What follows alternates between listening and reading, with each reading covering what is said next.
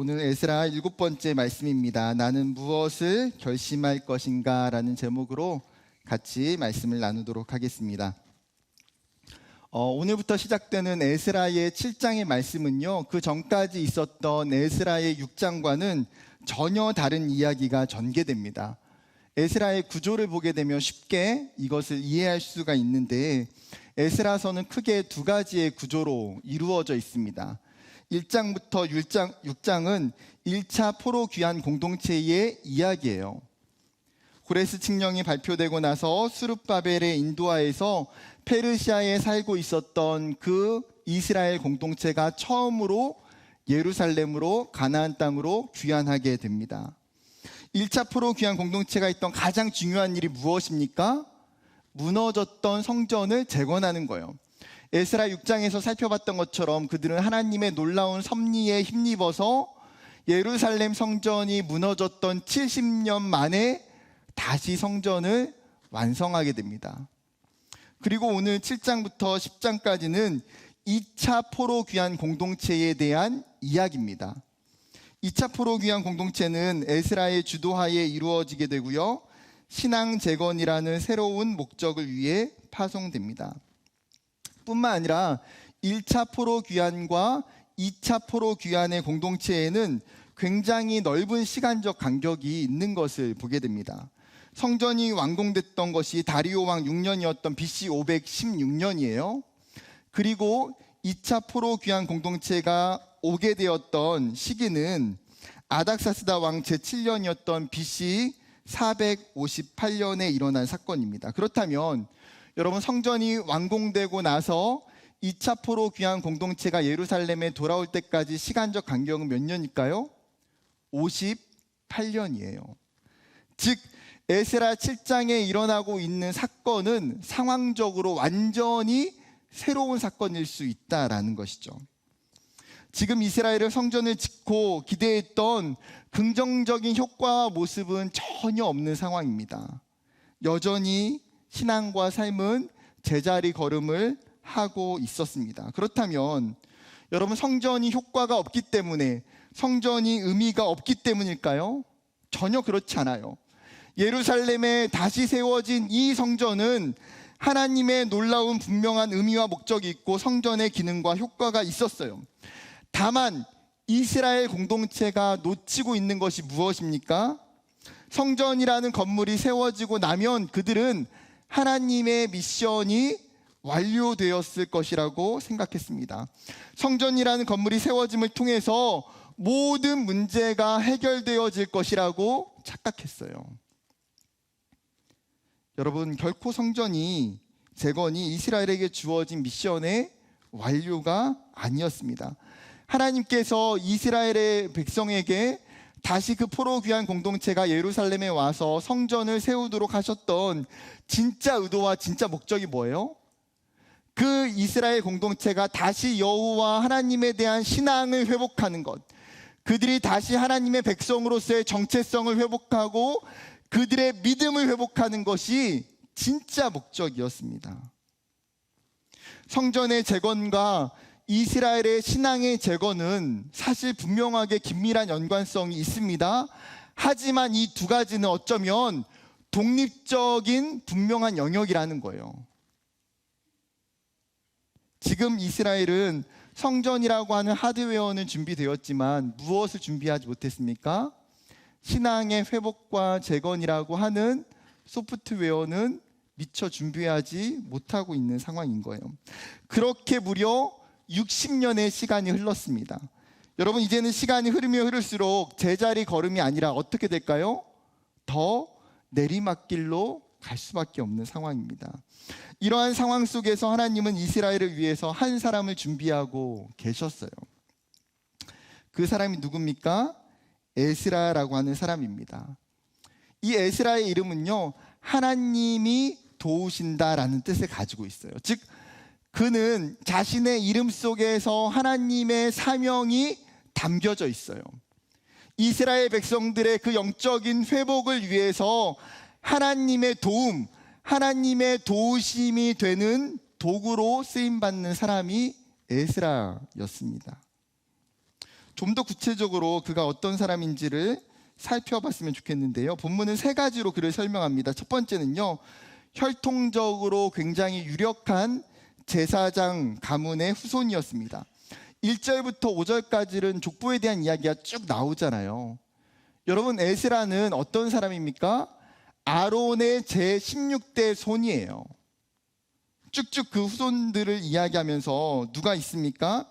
이스라엘이 시딤 광야에서 모압의 여인들과 음행했을 때에 그 하나님의 거룩한 분노하심을 품고 그 죄의 문제를 해결했었던 비느하스도 그의 족보에 있습니다.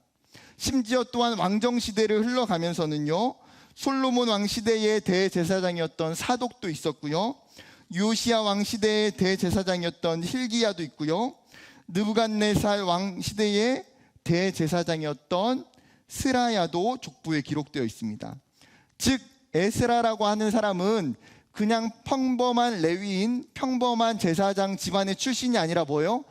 대제사장의 굉장히 유력한 가문의 후손이었다는 거예요.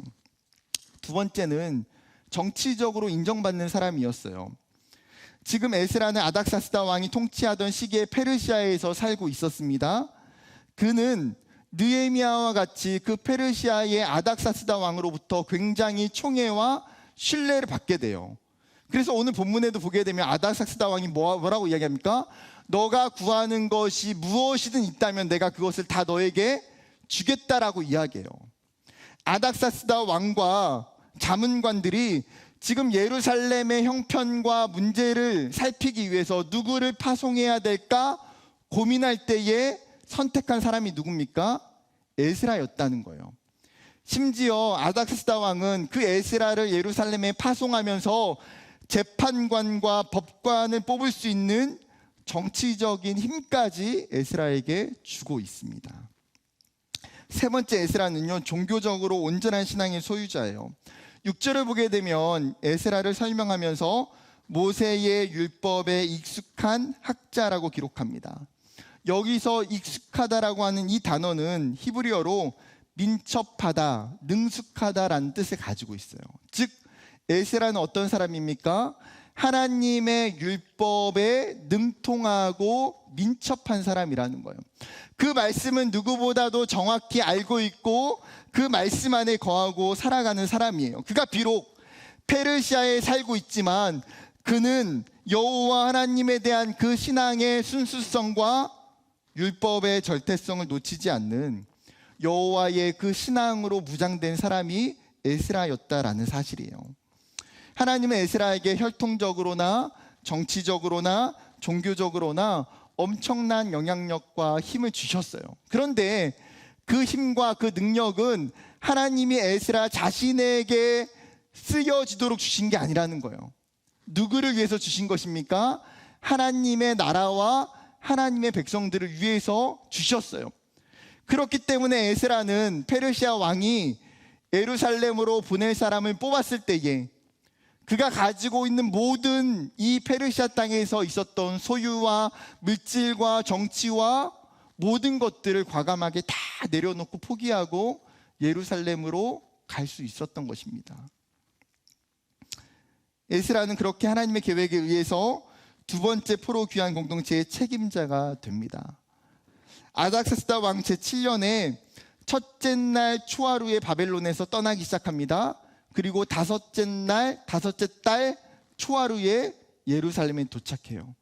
무려 시간이 몇 달 걸렸습니까? 정확히 4달의 시간이 걸려서 그는 예루살렘에 도착하게 됩니다. 여러분이 에스라라고 생각해 보세요. 예루살렘에 도착해서 무엇을 했겠습니까? 여러분, 선교사님들이 선교지에 파송된 이후에 하는 것이 가장 먼저 무엇일까요? 내가 섬겨야 될 이 땅을 정탐하는 거예요. 이 선교지의 문화와 생활과 교육과 환경의 상황과 수준이 어떤지를 정확하게 정탐하고 파악하는 것이 중요해요. 왜요? 그 파악을 통해서 내가 이곳에서 어떤 사역을 해야 될지에 대한 방향이 결정될 수 있기 때문이에요. 여러분, 에스라도 느헤미야와 마찬가지로 예루살렘에 도착해서 무엇을 했겠습니까? 예루살렘의 상황들을 보았을 거예요. 지금 예루살렘에 새로 지어졌던 그 성전에 가서 제사 드리는 그 모습도 그가 보았을 것입니다.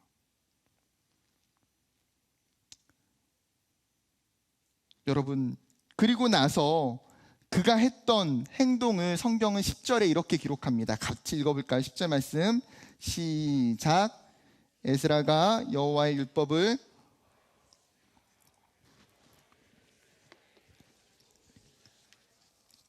여러분, 오늘 7장에서 가장 중요한 말씀은 이 10절에 있는 말씀이에요. 에스라가 예루살렘을 정탐하고 나서 했던 행동이 무엇입니까? 결심이에요. 결심. 여러분, 에스라의 오늘 모습을 통해서 우리가 첫 번째 나누기를 원하는 것은 에스라와 같이 우리도 결심해야 한다는 거예요. 여러분, 10절의 구조는요, 세 가지의 행동이 한 가지의 동사로 묶여지는 형태로 쓰여지고 있습니다. 여러분, 그 세 개의 행동을 묶어주는 동사가 뭐예요? 결심하였더라라고 하는 히브리어로는 헤킨이라는 단어예요. 이 헤킨이라는 단어의 뜻은 세우다, 강하게 하다, 확립하다라는 뜻을 가지고 있습니다. 한 주석은 이 단어를 설명하면서 어떤 구체적인 사물이나 추상적인 생각을 확실하게 고정시키거나 결정하다라고 설명하고 있어요. 즉 무슨 말일까요? 에스라는 자신의 그 계획에 대해서 지금 확실하게 마음을 고정하고 굳혔다는 거예요. 그래, 지금 내가 해야 될 일은 이거지, 이걸 해야지. 여러분, 이게 결심이에요. 여러분, 우리도 살아가면서 어떻습니까? 정말 강하게 하고자 하는 것이 생겨날 때에 내가 반드시 해야 되는 것이 있다라고 느껴질 때에 어떻게 하게 돼요? 우리도 동일하게 결심을 하게 돼요. 사랑하는 여러분, 다니엘도 그렇고 룻도 그렇고 아브라함도 그렇고 여러분, 중요한 결심이 그 삶을 바꿔놓는 거예요. 중요한 결심이 그 삶을 지배하게 돼요. 에스라는 지금 예루살렘에 돌아와서 그가 무엇을 해야 되는지 보고 뭐예요? 결심을 세웠다는 거예요. 정말 오랜 시간 청년들과 함께하면서 많은 청년들을 만났어요. 가끔씩 어떤 청년들이 저에게 목사님, 왜 제 삶에는 변화가 없는 것일까요? 제 신앙은 왜 이렇게 미지근할까요? 저는 오랫동안 왜 이 문제에서 벗어나지 못할까요? 라는 질문을 종종 해와요.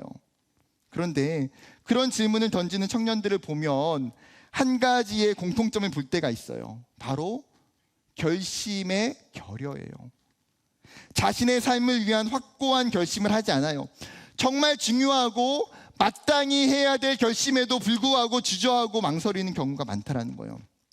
사랑하는 청년 여러분, 절대 가만히 있으면 안 됩니다. 그냥 흘러가는 대로 자유롭게 인생을 사는 것이 하나님이 이야기하고 성경이 이야기하는 신앙적인 방법이 아니라는 거예요. 하나님은 우리에게 분명한 자유의지를 주셨어요. 그리고 우리로 하여금 수많은 선택의 앞에서 믿음으로 결심하고 결단하기를 원하세요. 사랑하는 여러분, 저와 여러분에게 이 결심이 있기를 주님의 이름으로 축복합니다. 한 걸음 더 나아가서 오늘 10절을 자세히 보게 되면 조금 이상한 부분이 있어요. 무엇입니까? 에스라가 하고 있는 이 결심들은 지금 에스라에게는 굉장히 익숙하고 일상적인 것들이에요. 여러분, 그는 제사장이었고요, 학자였습니다. 생각해 보세요. 여러분, 율법을 연구하고 하나님의 말씀을 지키고 그것을 가르치는 것이 에스라가 지금 하지 않았던 것을 하겠다고 결심하고 있는 건가요? 오히려 그가 제사장으로서 지금 그동안 페르시아에 살면서 이제 예루살렘에 왔기 때문에 내가 이 예루살렘의 성전에서 제사하는 이 일에 전념하기로 결심했다거나, 아니면 아닥사스다 왕을 통해서 엄청난 정치적인 위임을 받았기 때문에 내가 예루살렘을 잘 다스리고 통치하는 일에 결심했다라고 한다면 더 자연스러울 것 같아요. 그런데 에스라의 결심은 다른 것에 있는 것이 아니라 자신에게 있어서 너무나 당연한 일들을 지금 결심하고 있다는 거예요.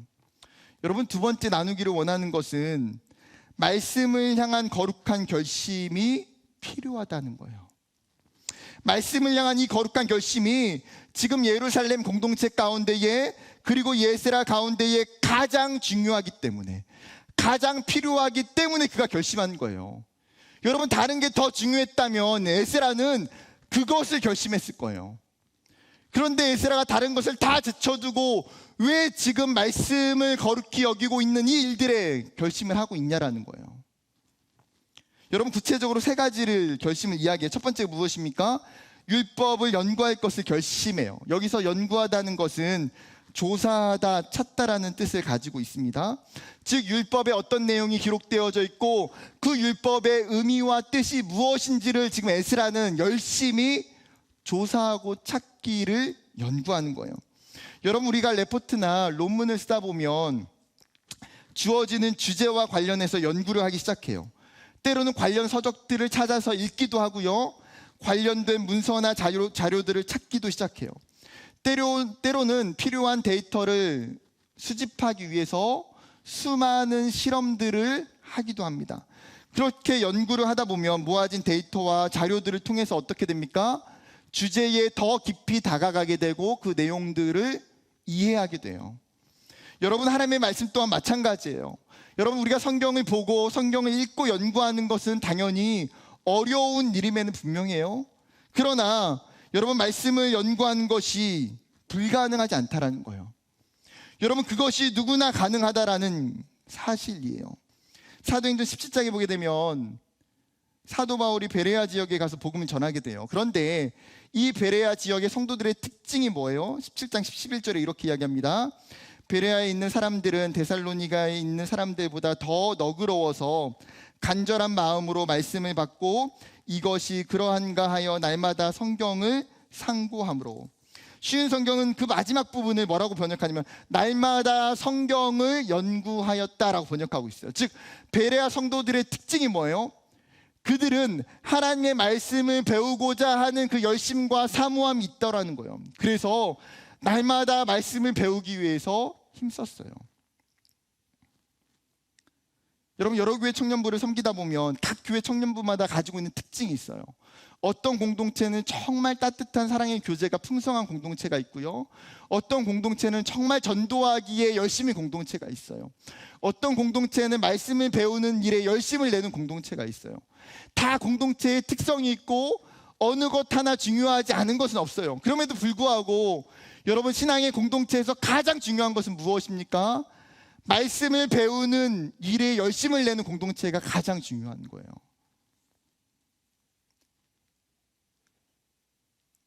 여러분, 성경을 연구하는 것은요, 다른 사람의 몫이 아니라 여러분 자신의 몫이에요. 끊임없이 여러분 말씀을 읽어야 돼요. 끊임없이 셀 GBS와 성경 연구를 통해서 여러분 말씀을 알아가기를 결심하셔야 돼요. 두 번째는 에스라가 무엇을 결심합니까? 율법을 준행할 것을 결심했대요. 준행한다라는 원어의 뜻은 행동하다, 만들다라는 뜻이에요. 즉, 그 율법에 있는 내용들을 가지고 내 삶 가운데에 만들어내는 거예요. 뭐요? 순종을 통해서 하나님의 일하심을, 하나님의 역사를 만들어내는 것, 그것이 준행하다라는 거예요. 여러분, 성경의 목적이 무엇입니까? 지혜에 있지 않아요. 성경의 목적은 순종하는 일에 있어요. 성경을 통해서 나에게 수많은 지식을 쌓아놓는 단계에 머물러 있는 것이 아니라 그것을 가지고 내 삶의 자리에서 말씀을 살아내는 일에, 말씀을 나타내는 일에 있다라는 거예요. 여러분, 하나님이 이스라엘 백성에게 이 부분을 강하게 레위기의 율법에 말씀하고 계세요. 18장 4절과 5절입니다. 너희는 내 법도를 따르며 내 규례를 지켜 그대로 행하라. 나는 너희의 하나님 여호와이니라. 너희는 내 규례와 법도를 지키라. 사람이 이를 행하면 그로 말미암아 살리라. 나는 여호와이니라. 하나님 뭐라고 명령하십니까? 내 법도와 규례를 배우라가 아니라 그 법도와 규례를 지키라, 그대로 행하라라고 말씀하세요. 그리고 그 말씀을 너희가 지킬 때에, 그 말씀대로 살아갈 때에 그 말씀의 능력과 말씀의 힘을 경험할 수 있다는 거예요. 여러분, 에스라는 자신이 말씀을 연구하는 학자에서 그치는 것이 아니라 그 말씀을 가지고 자신 또한 동일하게 반응하고 말씀에 살아가는 자 되기를 결심하고 있다는 거예요. 여러분, 에스라의 세 번째 결심은 무엇입니까? 율례와 규례를 가르칠 것을 결심해요. 가르친다는 것은 다른 사람을 훈련시킨다라는 것입니다. 에스라는 지금 자신이 이 예루살렘 공동체를 위해서 무슨 일을 해야 될까라고 고민하다가 했던 것이 무엇이에요? 말씀을 잃어버린 이 공동체 가운데에 하나님의 말씀을 가르치는 일을 해야겠다라고 지금 자신이 결심하고 있는 거예요. 어쩌면 하나님께서 페르시아에서 에스라를 말씀을 연구하도록, 말씀을 준비하도록 하셨던 것은 이때를 위한 것 아닐까요? 여러분, 우리가 그 뒤에 나중에 구체적으로 더 살펴보게 되겠지만 3차 포로 귀환 공동체가 와서 이스라엘 성벽이 다 완공되어 그 뒤에 예루살렘에 놀라운 영적인 부흥이 임하게 돼요. 여러분, 그런데 예루살렘에 임하는 부흥의 불씨가 어디에 있습니까? 에스라가 가르치고 선포하는 말씀에서 시작이 돼요. 말씀을 가르칠 때에, 말씀을 전할 때에 그 말씀을 통해서 사람들이 변화되고 사람들이 하나님을 다시 찾게 되고 만나게 돼요. 여러분, 우리도 하나님께서 말씀을 가르치도록 하셨어요. 여러분, 그것이 우리에게 동일한 사명이에요. 왜 그렇습니까?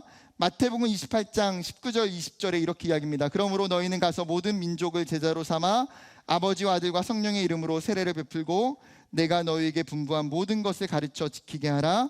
볼지어다 내가 세상 끝날까지 너희와 항상 함께 있으리라 하시니라. 여러분, 예수님이 제자들에게 마지막 부탁하신 것이 무엇입니까? 너희가 모든 사람으로 제자를 삼아 복음을 가르치고 하나님의 말씀을 가르쳐서 그들로 하여금 동일하게 너희와 같이 지키게 하라는 거예요. 여러분, 사도 바울이 디모데에게 편지 쓰면서 동일한 권면을 해요. 디모데후서 4장 2절, 너는 말씀을 전파하라. 때를 얻든지 못 얻든지 항상 힘쓰라. 범사에 오래 참음과 가르침으로 경책하며 경계하며 권하라. 사랑하는 아들 디모데야, 너가 때를 얻든지 못 얻든지 어떤 상황에서 너가 해야 되는 가장 중요한 일은 무엇이냐? 하나님의 말씀을 알지 못하는 사람들에게 그것을 전하고 가르치는 일이라는 거예요. 여러분, 이렇게 말씀을 가르칠 때에 놀라운 유익이 있어요. 다른 그 어떤 유익보다도 말씀을 가르치고 말씀을 전하는 그 사람이 그 말씀 안에 확신이 거하게 돼요. 오히려 그 말씀 안에 더 굳건히 세워지게 돼요. 제가 개인적으로 엑시 전도 폭발이라는 훈련을 청년들에게 가르친 적이 있어요. 제가 처음 이 훈련을 시작하면서 내가 왜 이걸 해야 되지? 내가 이 어려운 것을 왜 가르쳐야 되지? 이해하기도 어렵고 굉장히 힘들었어요. 그런데 제가 12주 훈련을 3년 동안 8번 청년들과 함께 했어요. 놀라운 것은 가르치는 제가 이 내용에 대해서 점점 더 익숙해져 가고 확신 안에 거하게 되더라는 거예요. 우리 청년들 중에 1:1 양육 훈련을 하는 지체들이 있을 거예요. 여러분, 훈련생이 아니라 훈련자의 위치에서 그 1:1 교재를 가르치고 전하면서 배우게 되고 깨닫게 되는 것이 무엇입니까? 그 내용을 내가 들을 때에, 배울 때에는 이것이 무엇인지에 대한 확신이 거하지 않으면서 들을 때가 많아요. 그런데 오히려 가르치고 또 가르치다 보니까 그 안에 담겨져 있는 말씀이 오히려 나를 더 분명하게 세워져 가더라는 거예요. 여러분, 배울 때보다 가르칠 때의 그 내용은 더 명확해져요.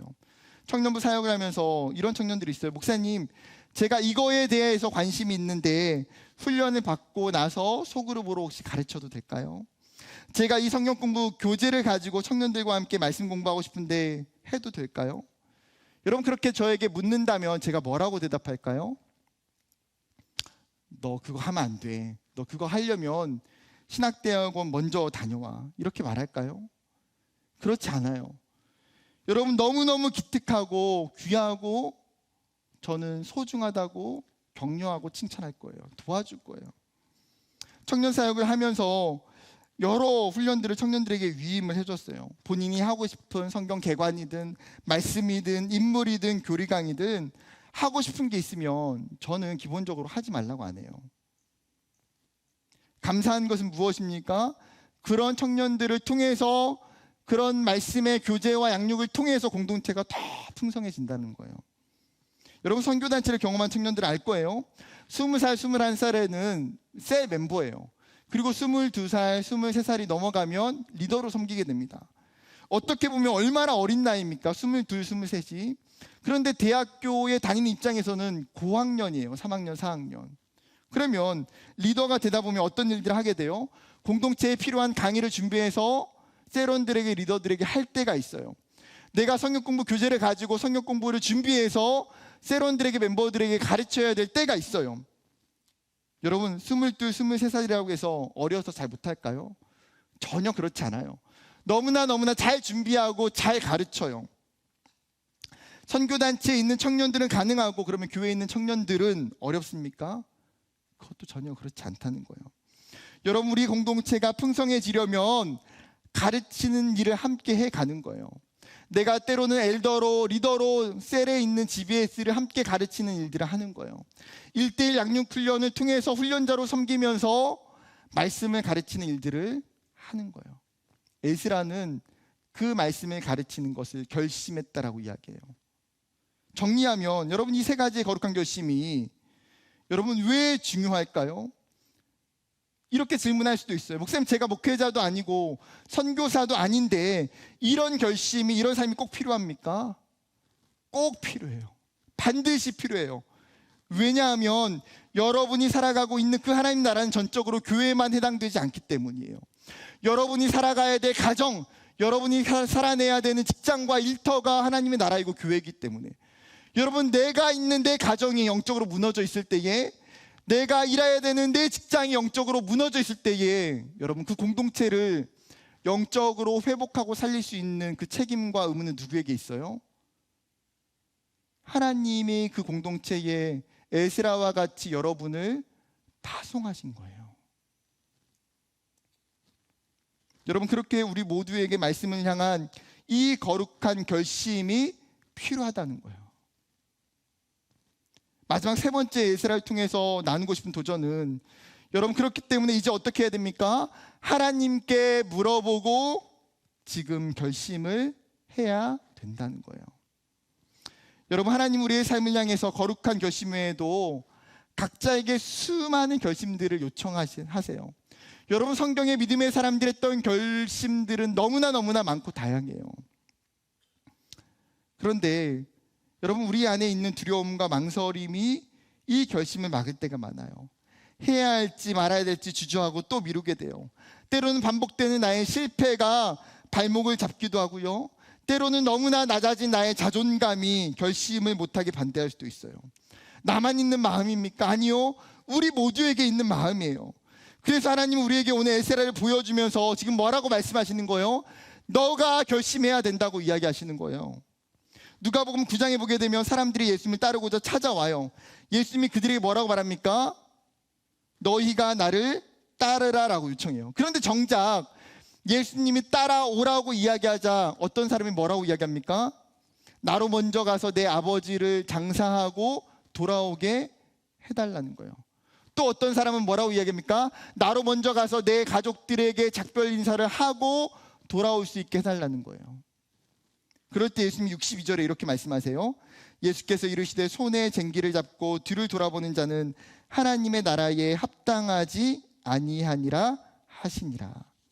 지금 예수님이 부모를 장사 지내는 것, 가족들과 작별 인사하는 것에 대해서 하지 말라고 무리한 요구를 하시는 게 아니에요. 정작 하나님을 따르겠다라고 이야기하지만 다른 핑계를 대면서 끊임없이 망설이고 주저하고 있는 자들에게 너희가 마치 지금 어떠냐? 손에 쟁기를 잡고 있음에도 불구하고 뒤를 돌아보는 자와 같다고 비교하시는 거예요. 그들을 향해서 지금 예수님은 강하게 너희가 결심해야 된다고 도전하시는 거예요. 여러분, 에스더서를 보면 하만이 유대인들을 죽이기 위해서 계획을 세우고 이 일을 모르드게가 에스더에게 알려줘요. 그때 이 에스더가 뭐라고 이야기합니까? 4장 16절, 당신은 가서 수산에 있는 유다인들을 다 모으고 나를 위하여 금식하되 밤낮 3일을 먹지도 말고 마시지도 마소서. 나도 나의 시녀와 더불어 이렇게 금식한 후에 규례를 어기고 왕에게 나아가리니 죽으면 죽으리이다 하니라. 여러분, 에스더가 하는 결심은 무엇이에요? 내 민족을 살리기 위해서 내가 그 아하수에로 왕에게 나아가서 지금 이 문제를 이야기하겠다고 하는 이 결심이에요. 여러분, 죽으면 죽으리라라고 했던 그 각오로 인해서 오히려 에스더는 어떻게 됩니까? 자신의 민족을 살리게 돼요. 하나님의 역사를 이루어가게 돼요. 말씀을 마무리하려고 합니다. 사랑하는 청년 여러분, 우리의 삶에서 정말 중요한 결심들이 있어요. 그리고 그 결심들을 해야지 하나님이 일하시기 시작하실 때가 있어요. 결심은 항상 타이밍이 중요해요. 하나님이 주시는 마음이 있을 때에 그 타이밍을 놓치면 안 되는 것이죠. 그렇다면 여러분 해야 될 일이 무엇입니까? 하나님께 묻는 거예요. 하나님, 제가 지금 무엇을 결심해야 될까요? 하나님, 어떤 결심이 저에게 필요할까요? 오늘 본문의 한 주간 동안 설교를 준비하면서 저에게도 가장 많이 했던 질문은 딱 한 가지예요. 하나님, 제 삶에 지금 제가 어떤 결심을 해야 될까요? 하나님, 저에게 알려주세요. 제가 그리고 결심할 수 있게 도와주세요. 하나님, 오늘 말씀을 듣는 누군가에게 분명 하나님께서 여러분들에게 이 요청을 하시리라 믿습니다. 잠잠히 하나님의 마음과 생각을 구하고 여러분 찾으시길 바라요. 그리고 결심하세요. 하나님을 향한 거룩한 결심을 해야 되고요. 하나님이 여러분의 삶과 비전과 가정과 인생을 향한 결심을 하게 하실 때에 하셔야 돼요. 여러분, 그 결심을 통해서 여러분의 삶에 동행하시는 그 하나님, 여러분의 삶에 역사하시는 그 하나님을 깊이 경험하는 저와 여러분 되기를 주님의 이름으로 축복합니다.